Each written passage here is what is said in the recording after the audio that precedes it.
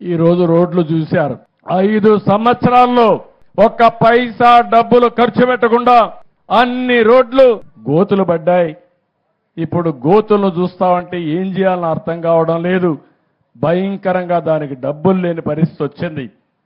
10 లక్షల కోట్ల రూపాయలు అప్పులతో ప్రారంభించాం. జీతాలు కూడా ఇవ్వలేని పరిస్థితి. కనీసం పేదవాడికి పింఛన్ ఇవ్వలేని పరిస్థితి. కానీ మనసుంది ఈ ప్రభుత్వానికి. అదే సమయంలో మీరు ఒక మంచి నిర్ణయం చేశారు. ఆ నిర్ణయం 21 మందిని ఎంపీలు గెలిపించారు ఎన్డీఏకి. ఆ 21 మంది కేంద్రంలో కూడా మన సహకారం కీలకమయ్యే పరిస్థితి వచ్చింది. ఎన్డీఏలను ఉన్నాం. మీరిచ్చిన గుర్తింపు మీ సంక్షేమానికి ఉపయోగించాలని, ఈ రాష్ట్ర అభివృద్ధి కోసం ఉపయోగించాలని ముందుకు పోతున్నాం.